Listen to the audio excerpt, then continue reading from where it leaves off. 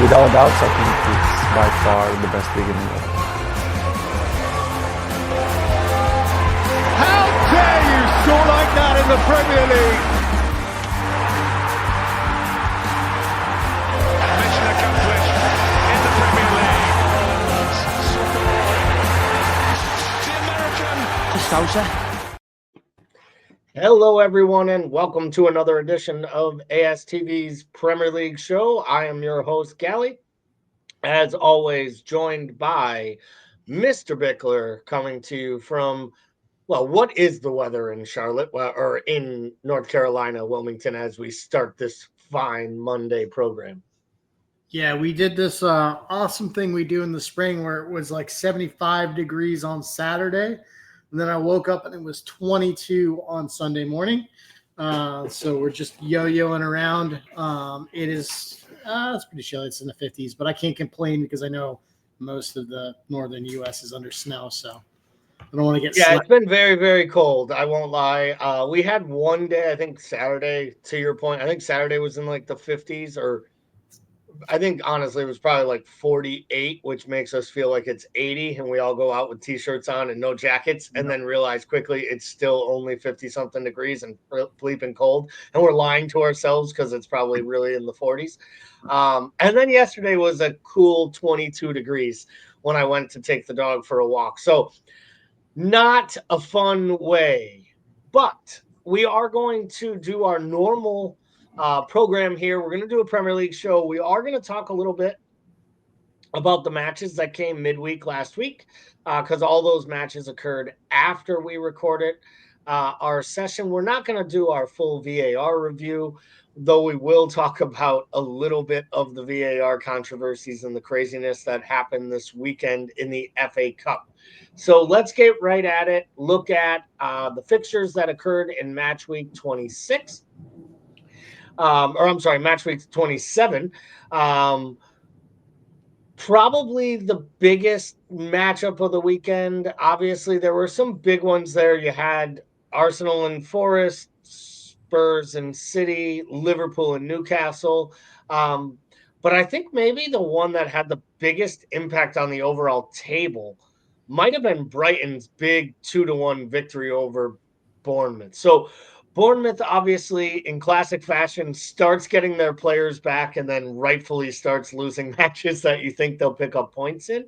But we will look at the table here. But, Paul, if you look at this slate of fixtures, from Chelsea destroying Southampton to City eking one out over Spurs, the Forest Arsenal 0-0 draw, like, what jumped out at you? What was kind of the key of this weekend? What was the big fixture for you in this match day? I mean, I think there's storylines all over this thing. I think the thing that really kind of just shocks me is the continued trajectory and free fall of Aston Villa. And, you know, we've talked a little bit about like whether they just need to retool and sort of relook at how they set up their midfield, because that's essentially how they typically like to win these games. I don't know what the answer is, man. I know Crystal Palace is a little bit and has their tail up a little bit, but this is just far from the Villa that we are used to seeing over the last two seasons. And really, like, you know, this is the year, very similarly to how we've talked about Newcastle. Like, this is the year we expected to see them take that next step, and they just haven't been able to do it. Yeah, I do think, I mean, we can talk a little bit more about that. Obviously, the Champions League fixtures are coming up. They played this weekend in the FA Cup. We will talk about that as well. Do you think this is, you know, there was a lot of talk. Obviously, they sold a striker in January. There was talk about other players being on the outs. They sold Luiz in the summer to kind of balance the books in PSR.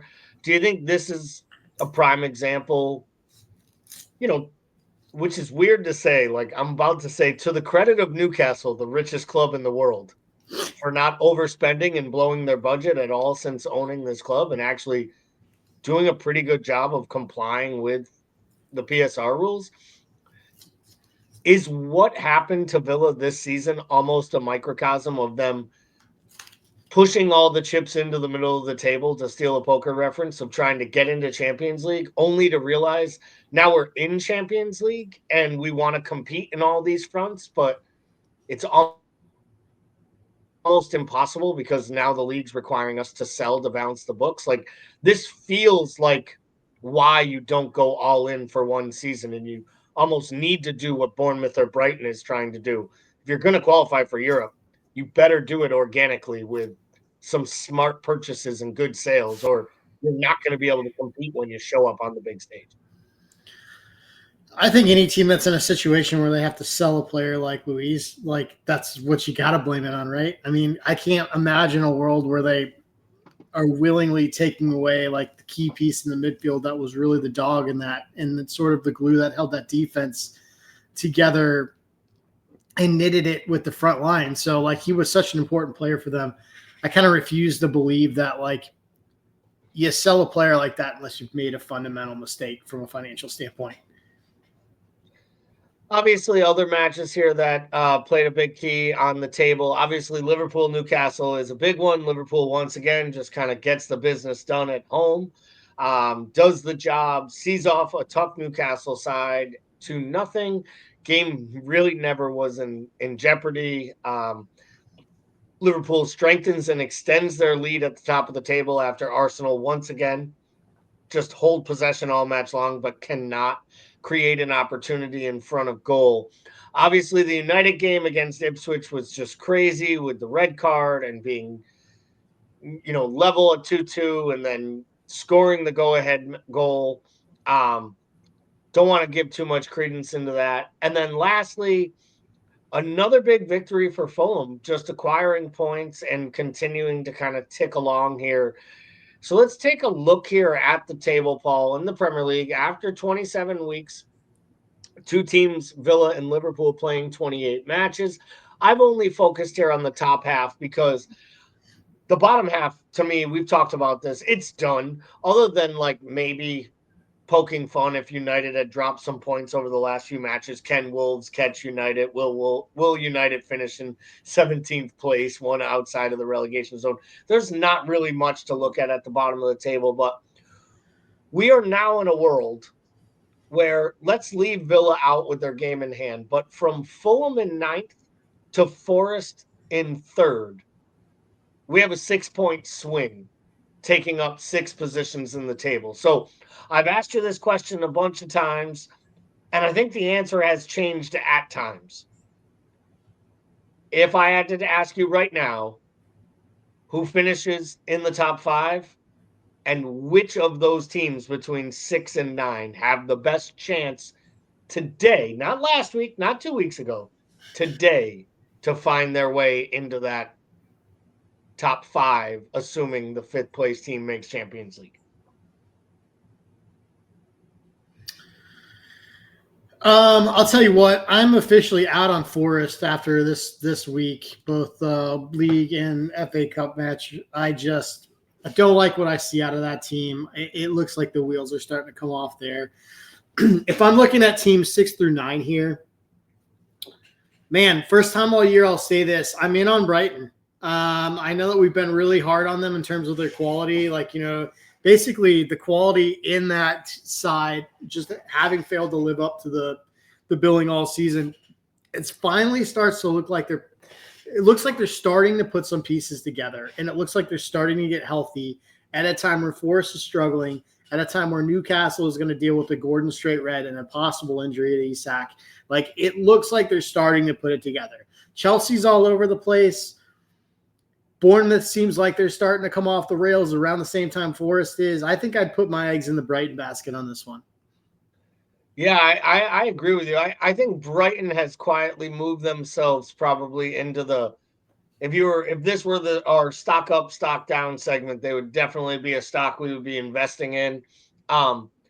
I will be totally honest, I want to believe in Fulham more than any of them because I actually enjoy that Fulham side. Like, I think the storylines of Emile Smith-Rowe and even Alex Iwobi finding like second lease on life at a decent club in London is awesome.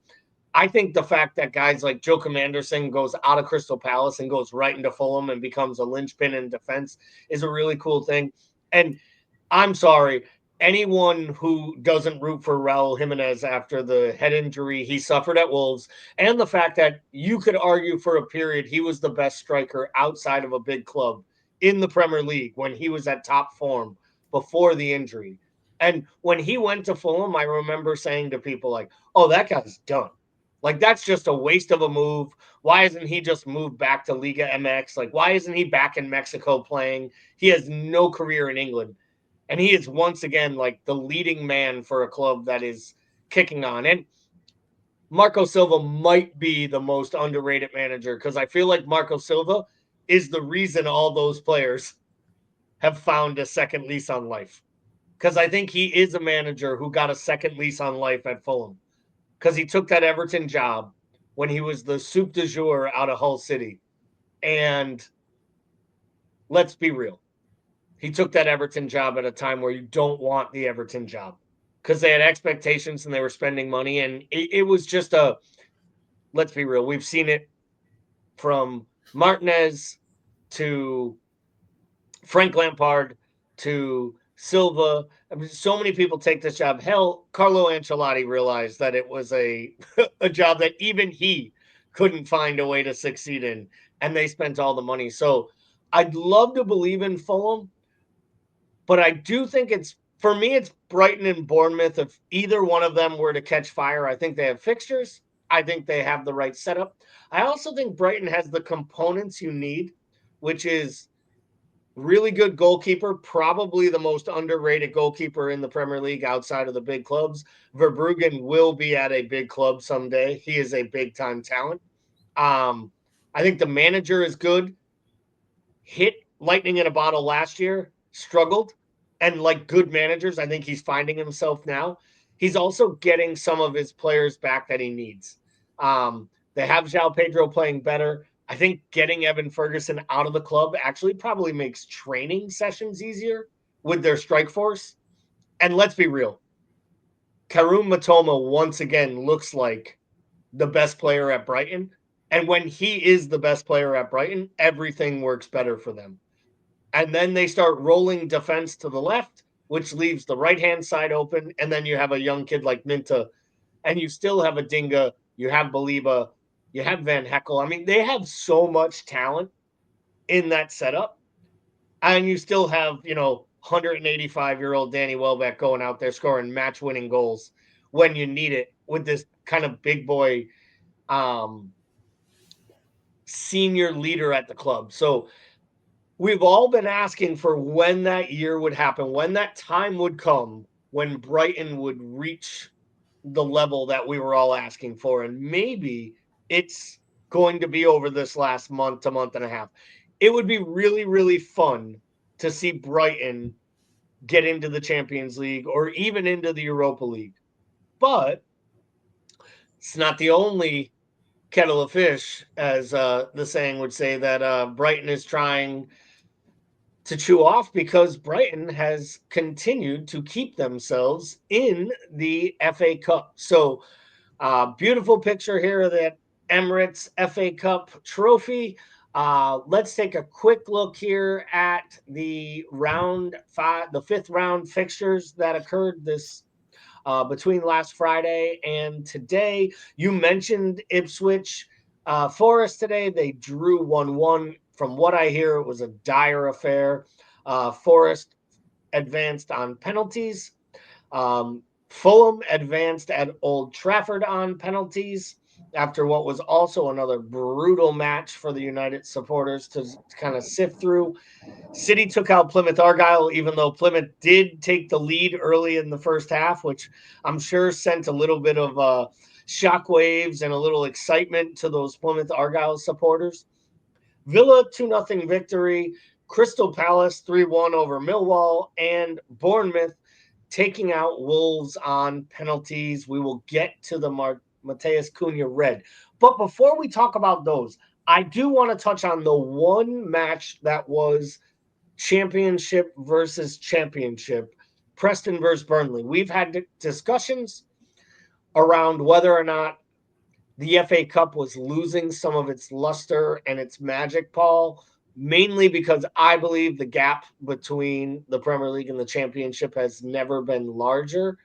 This was a match between two Championship sides, one in scintillating form and one not doing so well. You wouldn't believe it by the scoreline. Burnley had not conceded a goal in open play since December 24th. I repeat that, had not conceded a goal in open play since December and gave up 3 goals. If you are a Burnley supporter, are you frustrated with your manager making 9 changes? Or is this what has happened to this tournament because of how valuable something like an automatic promotion is to a side like Burnley? Like, if you're a Burnley supporter, should they have been going for a quarterfinal appearance, hopefully getting a good draw and a day at Wembley? Or should they mainly be focused on Premier League status and getting back? Because I think the difference between a supporter and a guy sitting at the board have a drastic different opinion on that question. I mean, I think you have to be frustrated by that. I mean, this has got to be one of the premier competitions you're in if you're Burnley. I mean, obviously you're fighting it back in the Premier League, but like, I don't understand, having the year that they're having, you make that many changes and you concede 3 to a bottom of the Championship team. It's wild to me. And although the Championship's a little bit more competitive, I don't feel like in a cup in this phase of the competition and this part of the year for a club like Burnley, I don't know how you don't prioritize that. And the lineup, the changes they made aren't consistent with a club that's prioritizing that competition. It doesn't make any sense to me. I mean, they do have a match on Tuesday. They do play tomorrow against Cardiff in the league. And that is their game in hand. So if they were to win that game, they would get back within 2 points of Sheffield United in second place for that guaranteed promotion spot. I know Sheffield United's only 3 points behind Leeds, but I don't feel like anybody's catching Leeds because I think if Leeds needs to, they have a second gear that nobody else in that division can probably take. I guess my question is should these clubs, with all the money, and we talk about the balloon payments and the amount of money you get for coming up to the Premier League, is this more on management for not understanding the importance? Should there be more of a balance? Do you think this is a directive from the owners, from the directors of that club to say, hey, Scott Parker, if you plan to be here next year, you better be in the Premier League, because if you win an FA Cup and we get to play in the Europa League, but we're back in the Championship, we don't give 2 bleeps. I mean, I think that's probable, right? But I also think there's a world in which Parker gets a certain amount of bonus money for getting a guaranteed qualification in the Premier League that he doesn't get for advancing to the next round of the FA Cup. You know what I mean? So I think it could have to do with contractual bonuses as well. I just think, man, I feel like I'm getting old because I feel like one of those people where like I really am strongly believing that money in some way is ruining football, right? Like because when you're making some way, I don't think it's some way. I think money has changed this game on all levels to the point where clubs try to balance books rather than win things. And I think the difference is I mean, look at Arsenal right now. Arsenal could have spent 80 to 100 million in January, brought in a striker. They probably weren't going to catch Liverpool.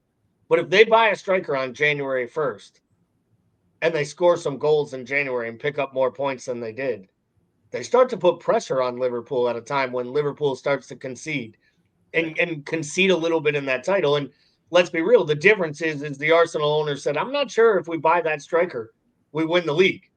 Yep. But I'm pretty sure we're going to finish second no matter what. And I'll take Champions League football and a balanced books. We'll buy that player in the summer. Just doesn't feel like the way you want it if you're a supporter. Yeah, totally. I think that's the end. I think that's my big beef, right? I think like decisions are being made around lineups and how you attack competitions that are inconsistent with just going out and putting your best product on the pitch and trying to win every week. So I don't know that there were that many shocks. I will say when we look at the next round of fixtures, what is beautiful about this is if you had said to me, what is the one team Man City doesn't want to play that's advanced in this draw, I'd probably say they probably don't want a free-flowing team like Bournemouth. And if they do get Bournemouth, they don't want to play them at Bournemouth. And that's what they drew. So in some ways, if Bournemouth were ever to be able to beat City, to me, this is a neutral fan's dream.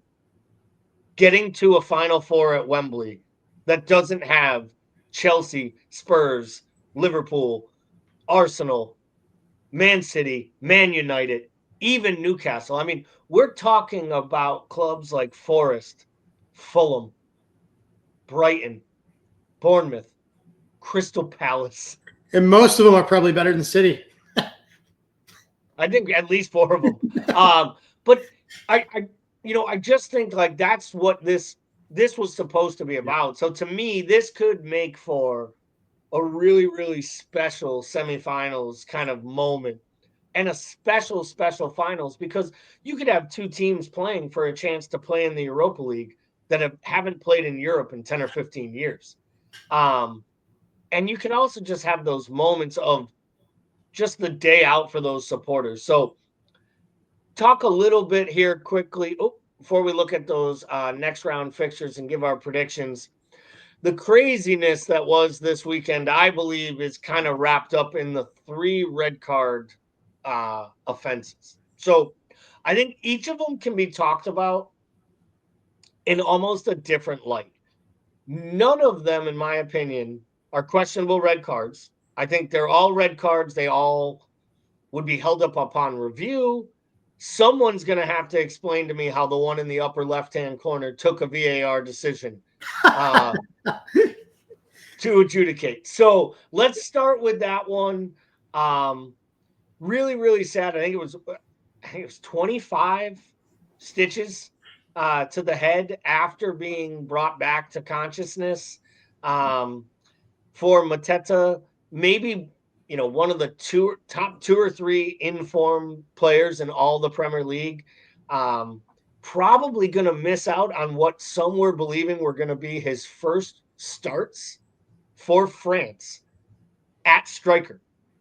This poor kid gets a Millwall boot to the face that is going to stop him during the next international window, getting an actual look in at playing alongside Kylian Mbappe through the middle for France. Probably no player has worked harder to earn something like that than Mateta in his time at Crystal Palace. And it looks like it'll all be for naught. The worst part of this isn't the view we see. It's that Michael Oliver was literally 10 yards direct on this to the same view we're seeing and did not show a red card until brought to the monitor. So I don't think you're going to condone the play by the keeper. I think the keeper showed immediately he had contrition and felt terrible. He looked distraught as he walked off. All that being said, other than the fact that he plays for Millwall, which means he's probably a terrible human being deep down inside, what can be done with Michael Oliver, and at what point will the PGMOL realize you cannot continue to troll him out there if he can't get out of his own way? Because I've said it before on a lot of airwaves on this channel, right? I don't think he's ever responded or recovered from the afternoon in Madrid where he sent off Buffon for the double red card and awarded the penalty for Madrid that sent Juventus out. I think his whole entire coaching, like his refereeing career, his confidence was shot from that moment on. Is this a point where they have to demote this referee to the championship and not let us see him again for the rest of the season? Because it's almost comical at this point. You'd think so. They won't. I mean, the whole thing feels like a fever dream. It's the craziest challenge I've possibly ever seen. It also, like, in totality, is like vintage. Like, it's almost like early 90s Millwall. Like, you know what I mean? It's almost like so stereotypical. I also don't know how somebody gets 25 stitches in their ear. How big is Mateta's ear? That's insane. But, yeah, the whole thing is just wild, man. I would think that with Oliver, I just don't see it happening, especially since there's this crazy stock for the casuals that Oliver is considered like part of some of the best refereeing in England, which I think anybody who regularly watches knows it's not true. But I don't know. I don't know how you can see that challenge. And let's say he doesn't even connect flush. Let's say it's still a red card. If he just misses him. It's still a red. All you need to see is the position of the tackle. None of it makes sense to me. I have no idea why you would go to a monitor for that. I have no idea, based on the positioning of that challenge, how it wasn't just a red on premise. So let's go to the one on the right of the screen. It's almost a perfect still frame because it represents truly why it's a red card and why it has to be a red card. I will say, when I first saw the Anthony Gordon one the first time, before they showed the alternate angles, I thought to myself, wow, a straight red for that? That could be harsh. Let me see this again. I saw it. I was like, eh. Then when they slowed it down and showed this frame, I think for me, a guy who has defended Anthony Gordon at times, who thinks he's an immense talent, this, to me, if I'm a Newcastle supporter, I'm so disappointed, not in the fact that he got caught up in the moment, because I think any player can see red, see the mist and do something stupid, put your hands out. And I do think in a lot of ways he was trying to push the player off or grabbing the jersey, but he gets side of his head. And as soon as you don't let go and you actually follow through and push the player down to the ground by their head, you're going to see a red card. The issue for me is that when this happens, the ball is literally rolling out of bounds. The ball is so far away from him, it's not even like he's fighting anymore. It's over. The play has been whistled. The call is done. So the petulance is that is the embarrassment of the act worse than the fact that this wasn't, even to Matthias Cunha, this wasn't a clash where two players hit a moment and then one guy goes over the line when both players step to each other and one guy's stupid enough to lean forward. This is almost like Gordon had to think about what he was doing. And in that moment, it meant more for him to retaliate against the player he thought was aggrieving him than to actually do what was best for his club, which is why I think what you were getting to, I think maybe in one of our Discord channels over the weekend was this is ultimately the only red flag or question mark about this player anymore is his mental side ever going to catch up with the God-given talents that he has? Because let's be clear, he's one of the most all-around attacking players in the Premier League. There isn't a thing he can't do. He creates, he scores with his right, he scores with his left, he can play through the middle, he can play on either flank, and he works his damn tail off on both ends of the pitch. It's everything you want in a player, except for the 6 inches in between his ears. Yeah, and I just think, I think Gordon probably hits higher highs earlier in his career if it weren't for this. I just don't – I see it in a lot of parts of his games where I just don't think he's grown up. And he has a tendency to get frustrated and boil over, and you get this. We've all seen this challenge. We just forgot that we were 12 and we're at the local park, right? The difference is he's a professional footballer.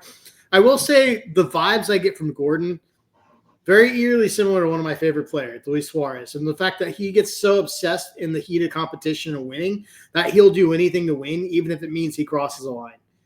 And I think, he does that, and ultimately he ends up being a liability. But if he's able to get this completely out of his game, there are really no highs that he can't hit. He's a phenomenal footballer, and he's still young enough to do it. But, yeah, his mentality is what's holding him back. And, obviously, hopefully he learns from this and continues, because I would love to see him continue to ascend and play with bigger clubs. Speaking of a player who has all the skills in the world, probably belongs at a bigger club, though he did just sign a new contract. Matthias Cunha gets the red card sent off for Wolves while they're drawing 1-1 with Bournemouth. Bournemouth ends up going ahead, winning the match on penalties. I took this image, honestly, mainly because it actually fit on the screen. To be honest, there's actually worse images, which is where he's actually throwing. Like, he doesn't just headbutt the player. He first hits him with a closed fist, then smacks out his mouth, then goes head to head, then proceeds to lean in the way that he does. Now, everybody that's listened to this channel knows I like Kirkez, have been touting him to come to Liverpool for a while. I might headbutt a grown man who decides to get that haircut on his own. Like, I might headbutt his barber for giving him said haircut, but he is Hungarian, so I'm not going to question why he cuts his hair the way he does. But when it comes to this one by Cunha, this is his second red card of the year, second straight red, delivered by the FA. He also had that ugly encounter where he put his hands on, I believe it was the trainers for Ipswich or another club. Was it, who was it? It was Ipswich. It was I think it was security. It was like their security team. Their security for trying to get people off the field. But he was way over the top. A lot of people thought he escaped that one with just a 3-match ban and not anything extra. Precedent here says the league has an easy route to 5 matches for the second red, but could go even further. What is fair here? What is too much? And should the powers that be take into any account the fact that this is the only team that could possibly go down? And if you suspend this player for any longer than the minimum or, an agreed upon 5 matches, 4 matches, like if they were to give him an 8 or 10 match ban and he were out for most of to the remainder of the season and Wolves go down, do you think the EPL, who we all know worries about their own image, would be worried about lawsuits and what that might look like if they were to make a big stand without too much precedent that potentially led to a club getting relegated? In my opinion, they shouldn't. I don't think how you ban a player should have to do with the position of the team on the table. I really don't. And I think for me, there's obviously multiple offenses of violent conduct here. To me, the thing that is the most egregious and the most offensive and the most concerning to me isn't necessarily the violent conduct itself. It's having to get him physically dragged down the tunnel because he's so out of control that he can't even remove himself from the pitch. To me, that's a player that shows you that they have some severe issues with not only their emotional regulation, but just some mental health stuff. That is a player that is lost it. And that's not to say, we all don't lose it in the moment, but to be that far removed and that hard to come down in any sort of sense of reason is really alarming to me. Yeah, and that's twice. I mean, that's twice he has had to be physically removed from the pitch after receiving red cards. And, I do feel for Vito Pereira here a little bit because what's he supposed to do? He's got to back up. He backs up his player. He was pretty adamant that he was disappointed in Cunha and he's let us down, but we're going to support him through this and we'll get through this together. I feel like it has to be more than 3 matches. Mm-hmm. I hope it's not more than 5 because I don't want this to be the bigger story. I don't want this to go further. And I also don't want it to be a blight on a player that I do believe has been one of the bright spots of the bottom half of the table of this Premier League season. I think Matheus Cunha has been one of the really cool stories, and him signing an extension at Wolves that doesn't give him an escape clause or a release clause proves he's kind of giving back to this club that's given to him, and he wants to be there and thinks there's something to build on. And, Wolves have looked much, much better since the manager change. So it's almost disappointing that now you're going to lose this guy and you're going back to Strand Larson and Hwang and Sarabia instead of arguably a top 6-7 striker in the Premier League, helping you see out the rest of the way. So let's look quickly here at the draw for the quarterfinals of the FA Cup, which will be played on the weekend of March 29th. Brighton hosting Forest, Fulham with a London derby against Palace. In shocking fashion, somehow Preston didn't draw Man City, but Preston gets Villa, and Man City will have to travel all the way to the South Coast and take on Bournemouth in their tiny little stand. So let's start there, Paul. Bournemouth, Man City, who goes through and why? Oh, I'll go Man City here. I don't love it. I actually think this is probably going to be one of those ones that slugs it out and ends up in extra time or penalties. Are they extra time in the quarterfinals? Go straight to penalties? Yeah. Okay. I can extra time then penalties. I can never keep it straight. I just think it's going to go longer than it should. I think City probably just hammers this one out eventually. I don't feel as good about Bournemouth as I did 3 or 4 weeks ago. I think the wheels feel like they're starting to come off in a very similar fashion to Forest. So yeah, I think City probably edges it. Yeah, I kind of agree with you. When City went out of the Champions League, I said to myself, well, I guess, all they have to play for now is finishing top 4 and maybe winning the FA Cup. And then I was like, well, will they really care about it? Because last year after they won the league, they allowed Manchester United to celebrate in front of them because they basically showed up with this is a charity shield to us, you bleepers. We won the league. You guys can have the FA Cup. I got a feeling he might be able to garnish up just enough pride in them to try to go out and win a trophy the rest of the way. And they do have a lot of kids, and they have some players that are playing for their first trophy at City. So maybe they go out there. I hope Bournemouth gets that victory. I will say I believe Villa will do the business with Preston. I think Villa is starting to find a little better form. I think the fact that Rashford's starting to contribute, and I think you see the type of a player Asensio is, and you understand why he was a big part of Real Madrid at one point and ended up at big clubs and linked to big clubs. Let's touch on the other two. Fulham Palace. Where would you go here? Who do you want to win this game? Oh, this is another tough one. Palace has been in great form. I think Fulham's the better side, top to bottom, especially, they're going to be without Mateta, I would imagine. I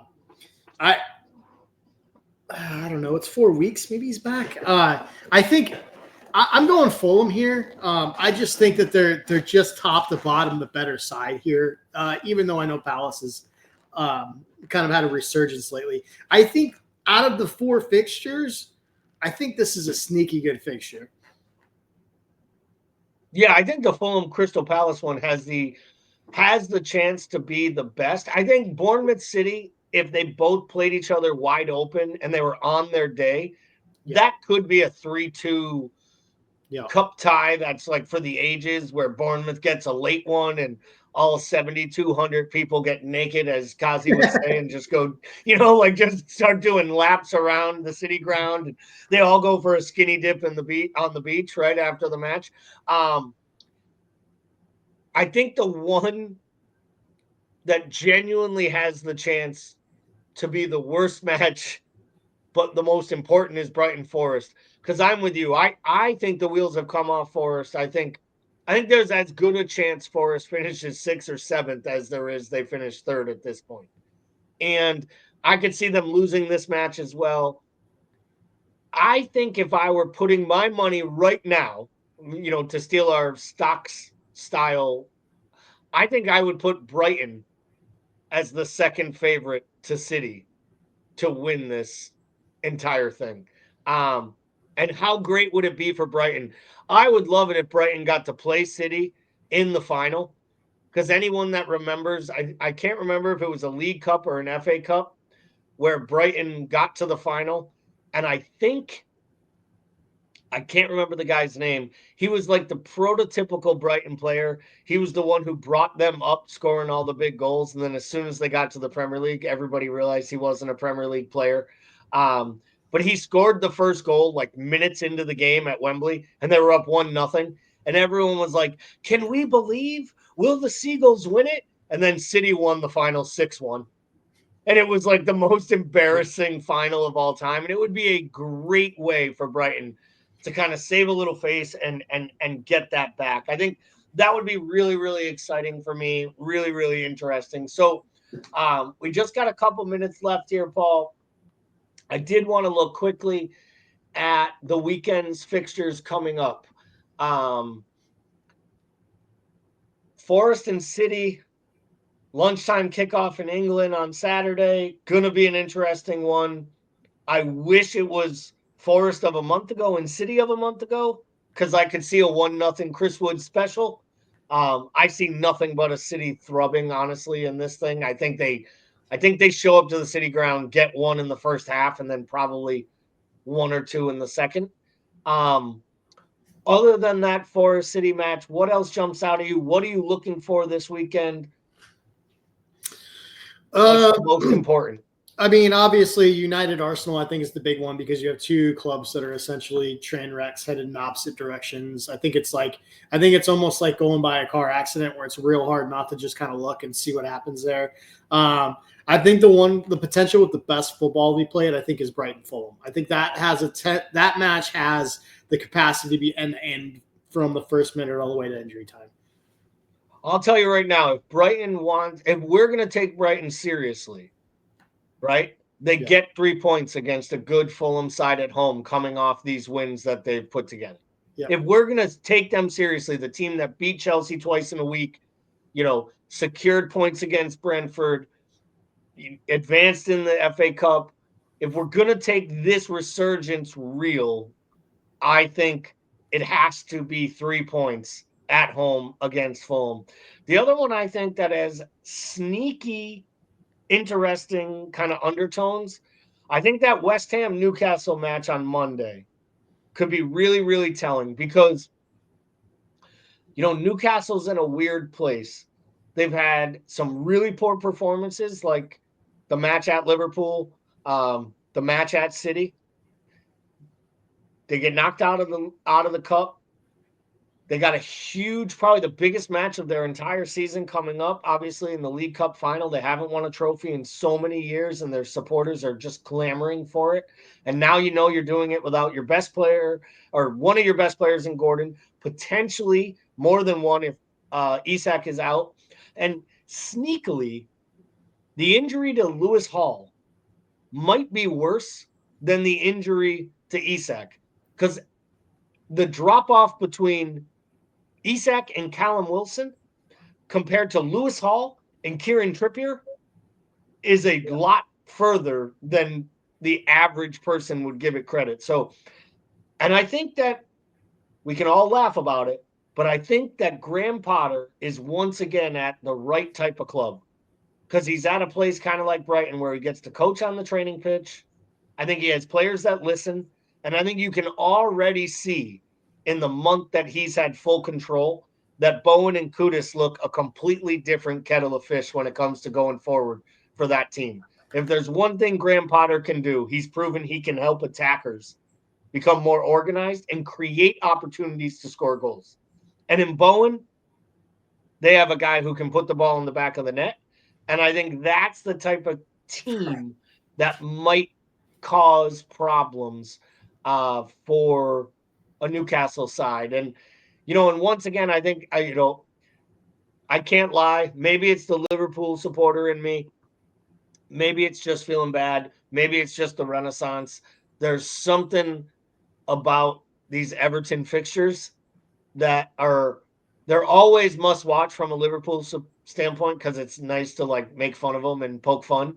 But there's something they're doing since getting Moyes. They're a watchable outfit again. Yep. Because they play an organized football that you can understand. And football doesn't have to be pretty to be beautiful. And I think in some ways what Everton is doing is beautiful again, is that David Moyes came in and was like, yeah, we are not going to play Sean Dyche's football any longer, even if I have the exact same players. We're going to try to play some games. We're going to try to win football matches. We may not win them all, but we are going to try to win football matches where Sean Dyche played to draw with an opportunity to win. So As always, thank you to everyone who followed us today. If you haven't already, please get over and give the page a subscription, like the video, share, drop a comment. If there's something you'd like to see us change, please send us a message. For myself and Bickler and everyone here at American Scouser TV, thank you for watching, and we'll be back next week.